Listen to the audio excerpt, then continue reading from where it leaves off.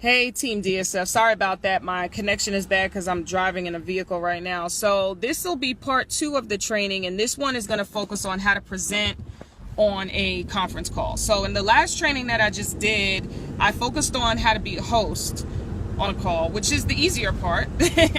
But once you get more experienced in your business, you will have an opportunity to become a presenter for other people, especially when you start building your organization and you have a downline and you have business partners that are under your company that needs you to host, or that need you to present on their calls that they're hosting for their prospects. So one of the important things that you need to know is that you need to be knowledgeable enough of your company and your opportunity to be able to share it with other people and give them the information that they need to make a decision. So this is when you become the message. Now, we always say don't be the message, be the messenger when you're sharing with your prospects. But when you are asked to share the business opportunity with other people's prospects, you are the message. You are the one giving all of that detailed information, because you are identified at that point as a leader in your companies to where you are able to do that. And it's a very rewarding feeling, because you're the one that's going to be able to share this amazing opportunity with other people and get them to a decision, especially for your other business partners. And when your other business partners are able to get someone to commit to join in the business, it's a great feeling. It's like being a mom all over again. Anyway, so this is how you present on a conference call. When the host calls you, they're usually going to have their prospect already on the other line on hold. They're going to give you an update on how that prospect is feeling. They might have just seen the tool, a video, or some basic information about the business, and they're going to give you an idea of how they feel. So that way you know how to come at that prospect when you get on the call. Once they merge the call and you're on there, they're going to introduce you to the prospect, and they're going to give a little bit of background. Okay.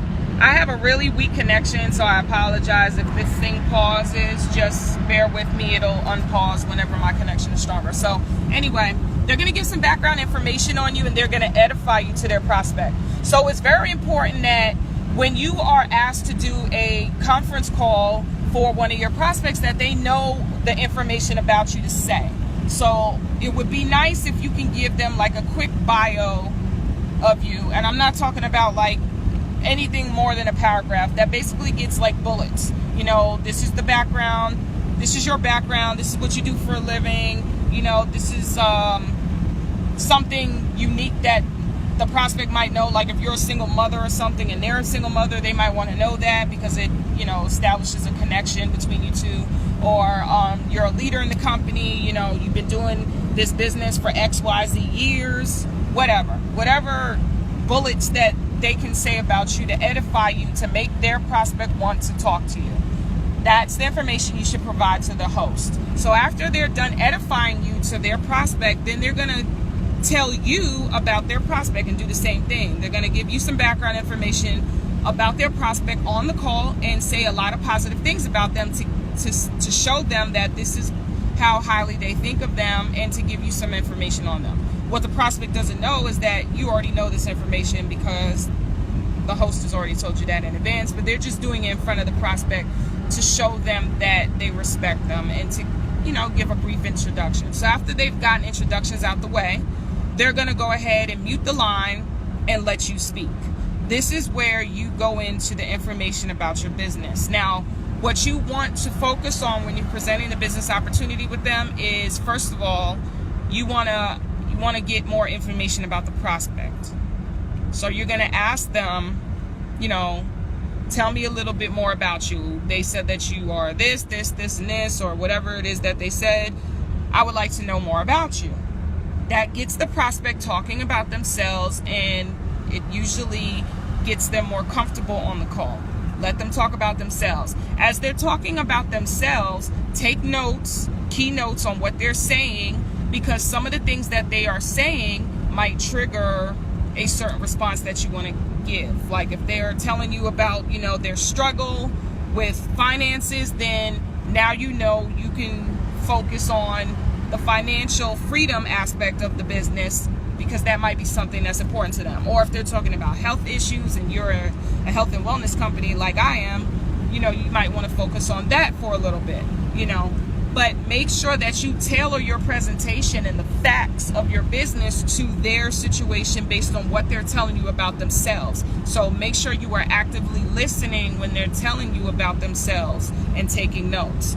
After they give you a little background on themselves, you know, you acknowledge it, you thank them, and then you go into your business presentation based on the information that they gave you. So once again, you talk about the background of your company, talk about the financial freedom aspect and how it might tie into their life.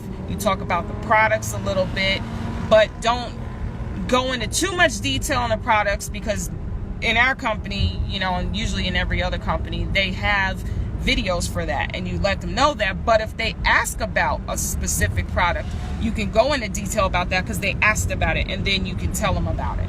And that is where you need to be knowledgeable about your company and your products, so that if they do ask about a specific product that your company has, you can speak on it, because you are the expert on the call, not the host. You are.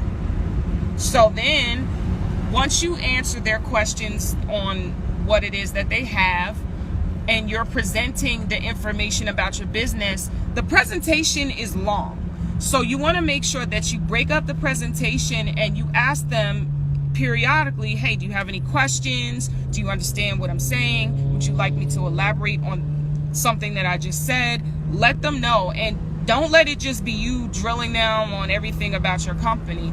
You want to give them a little bit of background, and you want to stop and you want to ask questions about them, so that you can make sure that they're still engaged, and you want to make sure that they're understanding all of this information that you're giving them.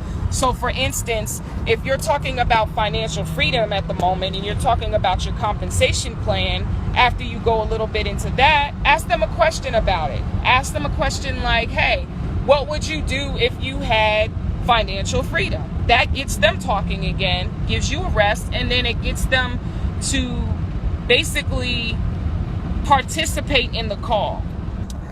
Okay, sorry about that. But it gets them to participate on the call so that they feel included and they really do feel like this is about them. A lot of times when we're presenting, sometimes we forget that there's other people there, and we just keep talking and rambling. I do that a lot, you know, and it's important to make sure that what you're saying is actually they're actually engaged and they're listening to what you're saying. You're not just going through a death by PowerPoint or death by speaking or whatever. You want them to be engaged in what you're saying. So, and interested, because if they're not interested in what you're saying, then they're probably not going to remember half or any of what you're saying anyway. So you want it to be a conversation. You want them to do most of the talking, and you just lead them to the conversation that you want them to have with you.